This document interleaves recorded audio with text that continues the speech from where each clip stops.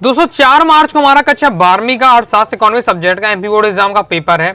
लगातार तैयारी कराते जा रहा हूँ, इसलिए आपको पहले ही 2 अंक की वाले अति महत्व प्रश्न करा दिए, साथ ही वस्तुनिष्ठ भी लेते जा रहा हूँ। ओके, 3 अंक की वाली प्रश्न बता दिए। लेकिन आज की इस वीडियो में हम क्या है 3 नंबर वाले प्रश्न देखेंगे, लेकिन ये आपका ये पार्ट 2 रहने वाला। ओके, इससे पहले पार्ट 1 आ चुका है। 3 नंबर वाले प्रश्न मैंने कुछ आपको पहले ही बता दिए हैं और कुछ इस वीडियो में हम कवर करने वाले हैं। सो वीडियो को ध्यान से अंदर देखिएगा। जितने क्वेश्चन बताऊं मैं तो कहूँगा आप वीडियो को देखते ही देखते आप तैयार करते जाइएगा। ओके, तो समझकर थोड़ा आपको तैयार करते जाना है। और क्रम से वीडियो देखना चाहते हैं 12th इकोनॉमिक्स टॉपर सीरीज 2025 के नाम से प्लेलिस्ट है, तो प्लेलिस्ट हो जाएगा। क्रम से वीडियो देखकर आप तैयारी करते जाइएगा। तो मंजिल पानी है तो दिल में लगन जरूरी है, मंजिल पानी है तो दिल में लगन जरूरी है, और सोचने से ज्यादा कोशिश करना जरूरी है।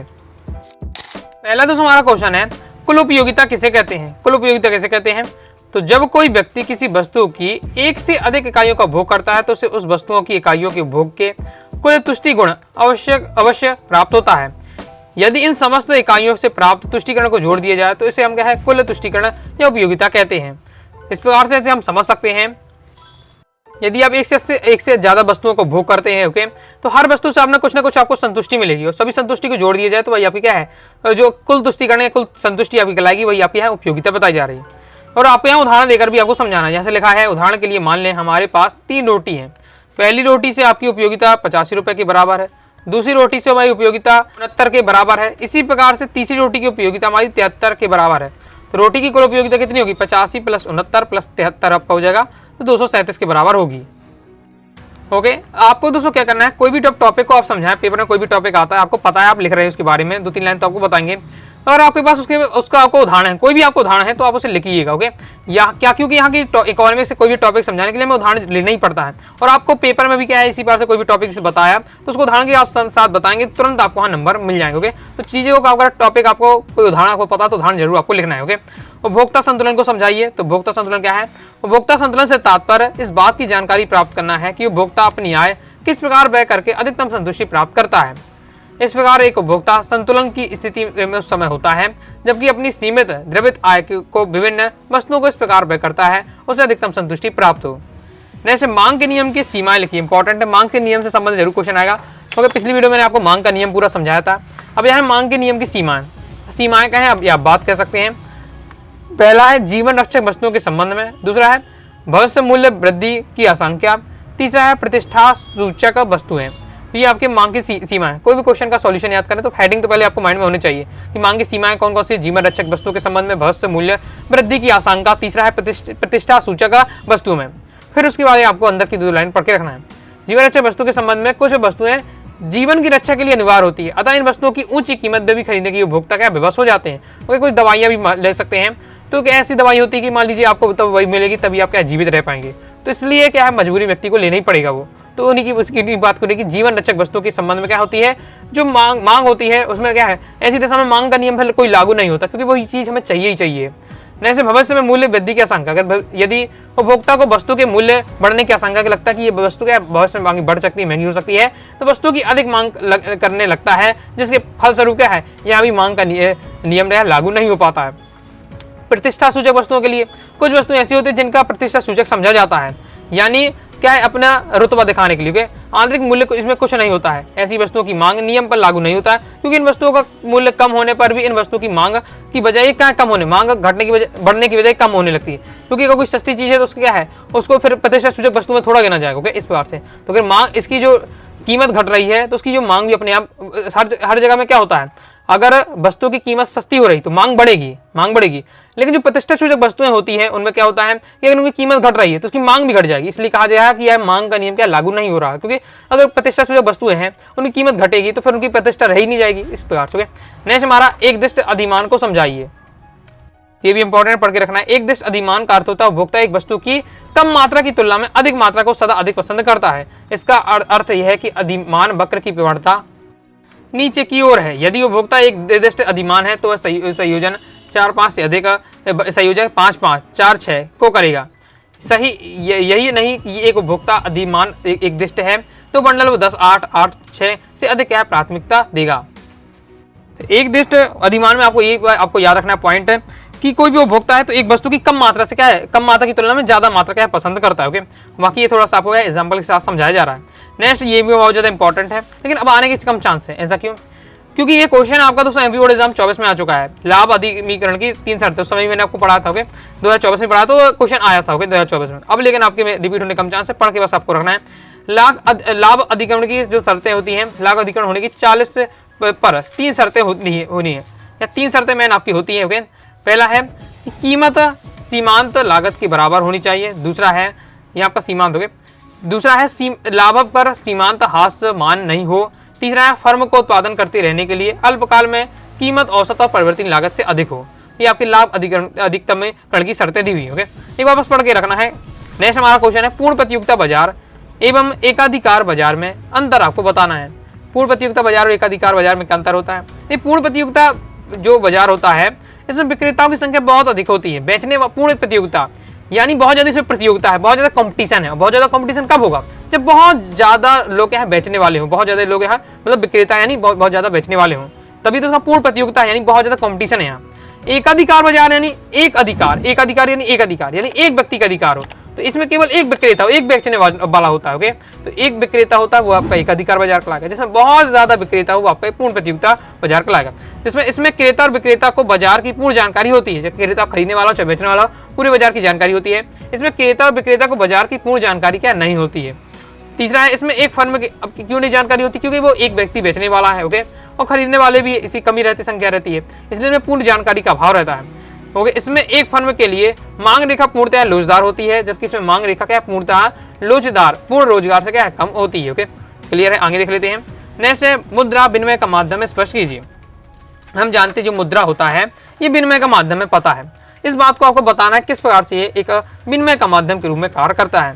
तो मुद्रा ने विनिमय माध्यम का कार्य करके वस्तु विनिमय अर्थव्यवस्था की कठिनाई को समाप्त कर दी। पहला पॉइंट बताता है, पहली बात बता रही है कि क्लियर है हमारा ये पॉइंट कि जो मुद्रा आई जब तो इसने जो वस्तु विनिमय की जो व्यवस्था थी ओके उसको क्या है समाप्त कर दिया है। साथ ही जब समाप्त कर दिया तो वस्तु विनिमय की जो कठिनाइयां थी उसको भी क्या है समाप्त हो जाती हैं। मुद्रा के आविष्कार ने विनिमय को सरल बना दिया है। ओके विनिमय यानी लेन देन की बात हो रही है, विनिमय यानी लेन देन की को सरल बना दिया है। वस्तु और सेवाओं का विनिमय प्रत्यक्ष रूप से वस्तुओं व सेवाओं में ना होकर मुद्रा के माध्यम से अब होने लगा है। ओके अब वस्तु विनिमय वाले समाप्त हो गया, यानी एक वस्तु को चाहिए में तो उसकी जगह दूसरी वस्तु में देनी पड़ती थी। ओके लेकिन अब ये वाला सिस्टम समाप्त हो गया। मुद्रा ने इसको क्या है, मुद्रा के माध्यम से अब क्या है चीजों को होता है लेन देन। मुद्रा के कारण मनुष्य को अपना समय और शक्ति ऐसे दूसरे व्यक्ति को क्या है खोज करने में नष्ट करने की आवश्यकता नहीं है, जिसके पास उसकी आवश्यक वस्तु हो। मुद्रा हमारे पास है तो हम कहीं भी किसी दुकान से जाकर जो अपना चाहते हैं वो ले सकते हैं। अब ऐसा व्यक्ति नहीं ढूंढना कि मुझे कोई जिसके पास जो सामान हो वो मुझे मिल जाए। क्योंकि वस्तु विनिमय प्रणाली में जैसे मुझे चावल चाहिए तो मुझे ऐसे व्यक्ति के पास ढूंढना पड़ेगा कि उसके पास पहले चावल हो। ओके तब तो मैं मुझे वो देगा इस प्रकार से। ओके अब मुद्रा में क्या है कहीं भी हम जाकर ले सकते हैं, इस बार से बताया जा रहा है। तो इसको चीजों को आपको पढ़ना है, समझ में आ जाएगा। फलतः मुद्रा के ने क्या विनिमय के कार्य को क्या बहुत ही सरल और सहज कर दिया है। अतः इससे स्पष्ट है कि विनिमय क्या है, मुद्रा विनिमय का माध्यम है। अपनी नॉर्मल भाषा में भी आप बता सकते हैं। नेक्स्ट केंद्रीय बैंकों के वर्जित कार्य क्या है। केंद्रीय बैंक के वर्जित कार्य आपको बताने हैं।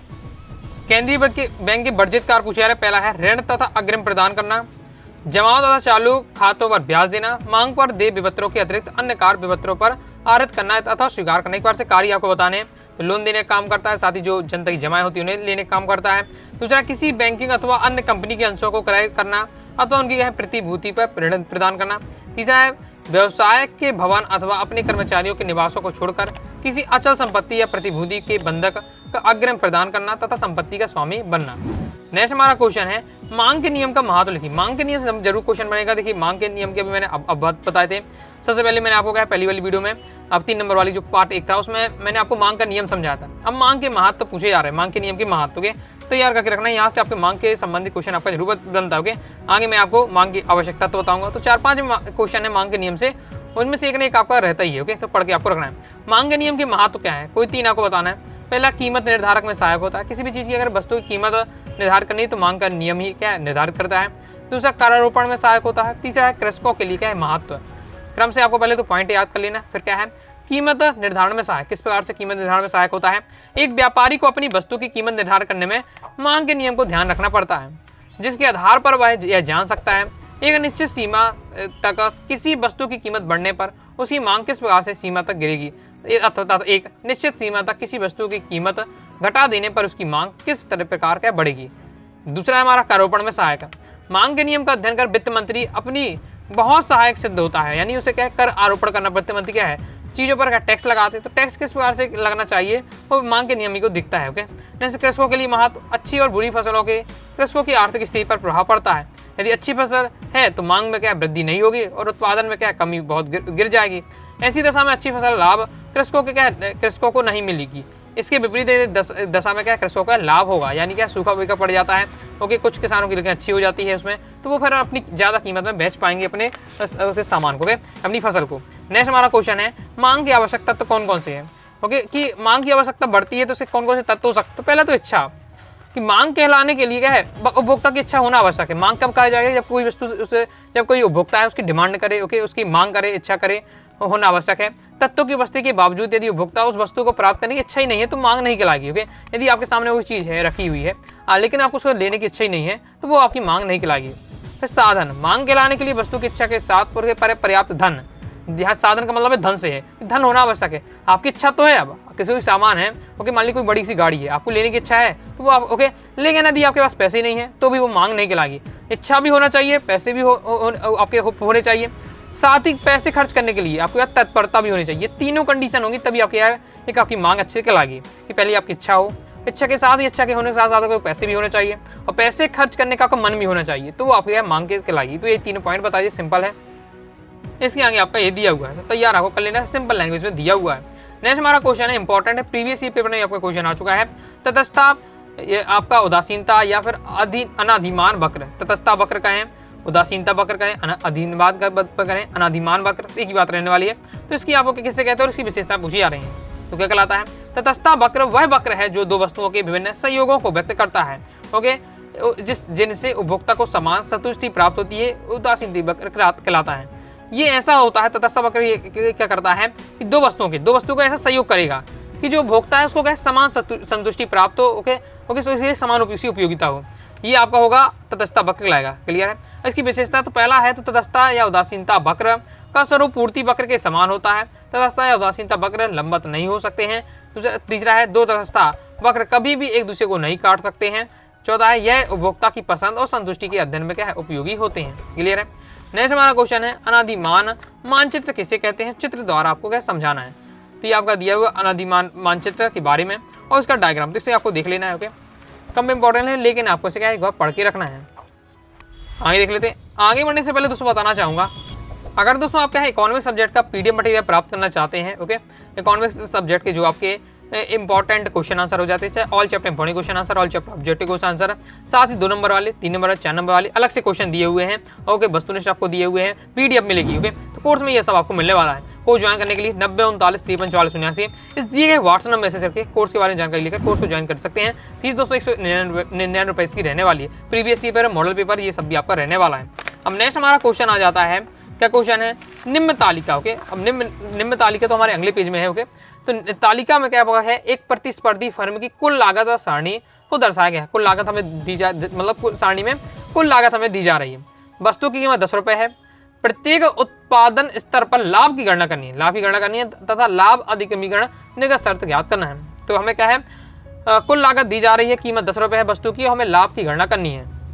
ओके, तो ये आपको तालिका दिया हुआ, क्वेश्चन में हमको इतना दिया हुआ है, उत्पादन की दिया हुआ इकाइयाँ और साथ ही कुल लागत दी हुई है। हमें क्या निकालना है, लाभ निकालना। मिल रहे हैं लाभ निकालना, कैसे निकालना, बिल्कुल सिंपल है। तो वस्तु की कीमत हमें क्या है कि वस्तु की कीमत यानी क्यू बराबर दिया हुआ है 10 रुपये। ओके, क्लियर है। तो ये आपको तालिका बनानी है। इस तालिका में आप देखिए, उत्पादन हमें दिया हुआ क्यू बराबर, यही हमें क्वेश्चन ही से लिखा हुआ है, और हमें साथ ही क्या कीमत दी हुई। कीमत तो देखिए सबकी 10 रुपये है, तो वस्तु की कीमत 10 रुपये है। फिर कुल लागत भी यानी हमें टीसी भी हमें दिया हुआ है, टोटल कॉस्ट भी दिया है, कुल लागत भी दिया हुआ है, वो भी हमने लिख दिया। तो ये 3 जो कॉलम है ये तो क्वेश्चन से कॉपी पेस्ट किए हुए हैं। नेक्स्ट हमें ये आपको लाभ प्राप्त करना है। लाभ प्राप्त करने के लिए हमें क्या है, कुल साह प्राप्ति आवश्यक है। ओके, क्योंकि लाभ बराबर होता है टीआर माइनस टीसी। ओके, यानी कुल साह प्राप्ति माइनस होता है कुल लागत। तो कुल लागत तो हमें क्वेश्चन ही में दी है, कुल साह प्राप्ति नहीं है, तो वो हमें पहले कुल साह प्राप्ति निकालनी पड़ेगी, फिर तब हम उसके लाभ निकाल पाएंगे। तो हमें क्या है, हम जानते हैं पहले कुल साह प्राप्ति निकालना है। ओके, तो पिछली वीडियो मैंने आपको इसकी आपका क्वेश्चन करवाया था 3 नंबर में। ओके, जिसमें हमें क्या कुल साह प्राप्ति यानी टीआर निकालने के लिए हमें क्या है कि पी मल्टीप्लाई क्यू करना है, यानी उत्पादन की इकाई है, तथा क्या है आपको उसकी कीमत पे गुणा करना है।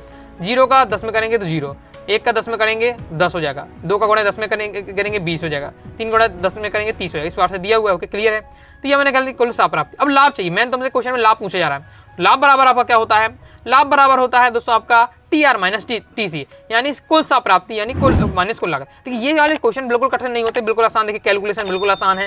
ओके, दिक्कत कठिन कहाँ होती है, आपको ये पता होना चाहिए फॉर्मूला क्या होता है, कुल प्राप्ति का फॉर्मूला क्या है, लाभ का फॉर्मूला क्या है, कुल प्राप्ति को टी आर बोलते हैं, ओके, कुल लागत को टीसी बोलते हैं। तो ये आपको पता होना चाहिए फॉर्मूला, ये जो लिखा हुआ ये पता होगा तो आपसे आसानी से बन जाएगा।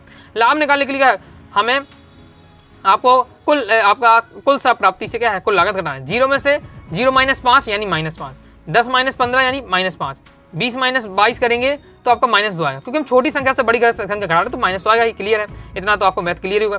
30 में से 27 घटाएंगे तो क्या है आपका 3 आ जाएगा, 40 में 31 घटाएंगे 9 आ जाएगा, तो इस बार से आपका दिया तो ये आपका आ जाता है, क्लियर है। अब लाभ 5 इकाइयों पर अधिकतम है, अतः उत्पादन की जो 5 इकाइयों पर उत्पादन करेगा, क्लियर है। ये कैसे पता चला लाभ 5 इकाइयों पर अधिकतम, आप देख सकते हैं सबसे ज्यादा उत्पादन कौन सी, इसमें से कौन सी संख्या बड़ी है, भाई 12 बड़ा है, सबसे बड़ा 12 है, तो कौन सी इकाई में है, 5वें नंबर पर। ये लिखा है कि लाभ 5 इकाइयों पर अधिकतम है, अतः उत्पादन है 5 इकाइयों पर उत्पादन करेगा, क्लियर है। नेक्स्ट हमारा क्वेश्चन रहने वाला है, पूर्ति की कीमत लोच को प्रभावित करने वाले किन्हीं 3 तत्वों को आपको, या 3 तत्वों का या 3 कारक को आपको वर्णन करना है। इंपॉर्टेंट है, प्रीवियस पेपर में क्वेश्चन आपका आ चुका है, पढ़ के रखना है। पूर्ति को प्रभावित करने वाले कारक कौन कौन से, पहले आगतों की प्रकृति, दूसरा है प्राकृतिक बाधाएं, तीसरा है आपका वस्तु का स्वभाव या जो वस्तु का नेचर कैसा है, प्रकृति उसकी कैसी है। आगतों की प्रकृति क्या है, यदि किसी वस्तु के उत्पादन के लिए आवश्यक आगत समान रूप से उपलब्ध है तो वस्तु की पूर्ति क्या लोचदार होगी। इसके विपरीत यदि किसी वस्तु की उत्पादन के विशेष आगतों की आवश्यकता है तो वस्तु की पूर्ति बेलोचदार होगी। प्राकृतिक बाधा कैसे, पूर्ति की लोच क्या है, प्राकृतिक बाधा पर प्रभाव पड़ता है। प्राकृतिक पूर्ति के कई प्रकार की प्रतिबंध लगा देती हैं, जैसे अगर कोई मान लीजिए प्राकृतिक बाधाएं आदि आपतित बाधाएं आ जाती हैं तो पूर्ति पर बंद हो जाएगा। जैसे पूर्ण पूर्ति में वृद्धि सुगमता से नहीं हो सकती है। ओके, जैसे आपका कोरोना वायरस आ रही है, प्राकृतिक आपदा है, इसमें क्या है जो लोगों की जो पूर्ति हो रही सामान आ रहे थे वो सब बंद हो जाते हैं, तो इसलिए आपका बताया जा रहा है। तो इसमें क्या है, पूर्ति में वृद्धि की सुगमता से नहीं हो पाती है। तो वस्तु का स्वभाव है प्रकृति, वस्तु की पूर्ति की लोच अपने उसके स्वभाव पर निर्भर करती है। यदि वस्तु शीघ्र नष्ट हो जाने वाली है तो उसकी पूर्ति क्या लोचदार होगी, क्योंकि कीमत परिवर्तन होने पर उसकी पूर्ति को बढ़ाया घटाया नहीं जा सकता। इसके विपरीत यदि अगर वस्तु टिकाऊ है, ओके, टिकाऊ वस्तु मैंने पहले 2 नंबर में पढ़ाया था, टिकाऊ वस्तु क्या होती है, तो वस्तु टिकाऊ है तो ऐसी वस्तु की पूर्ति क्या लोचदार होगी, क्योंकि कीमत में परिवर्तन होने पर उनकी मात्रा में क्या परिवर्तन किया जा सकता है। नेक्स्ट हमारा क्वेश्चन है, व्यावसायिक बैंकों के 3 कार्य लिखिए, इंपॉर्टेंट है। व्यावसायिक बैंक होते क्या कार्य करते हैं, पहले जमा राशियों का प्राप्त करते हैं। आप भी जाते हैं बैंक में जाते हैं तो अपने पैसे जमा करते होंगे, तो ये जमा राशि आपके क्या प्राप्त करते हैं। ऋण प्रदान करते हैं, साथ ही आपको पता है हर लोन होता है जो आपके बैंक होता है लोन प्रदान देता है, लोन देता है, ऋण देता है।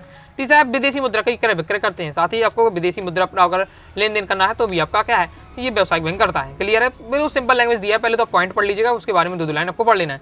नेक्स्ट, एक अच्छी या आदर्श मुद्रा के गुण बताइए। कोई एक अच्छी मुद्रा है या आदर्श मुद्रा है तो उसे कौन कौन से गुण हो सकते हैं, तो पहला क्या होना चाहिए, सुपरिचित और बहनता होनी चाहिए। सुपरिचिता यानी एक अच्छे मुद्रा पदार्थ के लिए वह यह अत्यंत आवश्यक है उसकी पहचान जन साधारण में आसानी से कर सके।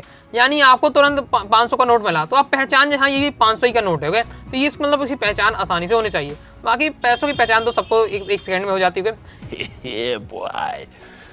इस बात है एक अच्छी मुद्रा की वह यह भी है कि अत्यंत आवश्यक है एक स्थान से दूसरे स्थान ले जाना आसान हो। जैसे पैसा होता है एक स्थान से दूसरा स्थान ले जाना आसान है, जैसे कागज के नोट होते हैं उन्हें हम आसानी से ले जा सकते हैं, तो वो और आपका बहनता होनी चाहिए, सुपरिचितता होनी चाहिए, टिकाऊपन होना चाहिए। ओके, यानी जो देखिए आपने जो नोट देखे होंगे, नोट में आपने देखा होगा कि जो कागज यूज किया जाता है नोट में बहुत स्पेशल टाइप का होता है। ओके, उसमें कई बार क्या पानी भी अगर पड़ जाता है तो ऐसा नहीं कि पूरा गल जाए, ओके, उसको धूप में रख दे तुरंत सूख जाता है। यानी इतने मस्त रहते हैं आपके कागज कि इतनी आसानी से क्या है वो फटते भी नहीं है। तो यही बताया जा रहा है कि उसकी मुद्रा क्या टिकाऊ होनी चाहिए, अर्थात एक बार जिस मुद्रा को निगमन किया जाए उसको क्या बरसों तक उसका प्रयोग होता रहना चाहिए, पर ढलन योग्य होना चाहिए, यानी क्या है उसका दोबारा उसको उपयोग किया जा सके। एक अच्छी मुद्रा का पदार्थ के लिए आवश्यक है उसको एक निश्चित आकार में वजन में ढाला जा सके, उस पर राज्य के चिन्ह अंकित हो तथा अन्यथा जाली मुद्रा भी बनाना संभव है, मतलब डुप्लीकेट भी इसके पैसे नकली नोट भी बन सकते हैं। क्लियर, सिंपल बातें हैं जो आप जानते होंगे, पढ़ के आपको चीजें समझ में आ गई होंगी। तो ये आपके थे 3 नंबर वाले मैंने आपको सिलेक्टेड क्वेश्चन बताए, तो ये सभी आपको तैयार करके रखना है। पार्टी में कुछ बताया तो नहीं पढ़ लीजिएगा, क्रम से दोस्तों आपका है इकोनॉमिक्स की प्लेलिस्ट को फॉलो करते जाना है और अपने हिसाब से भी दोस्तों आपका है क्वेश्चन पढ़ते जाइएगा।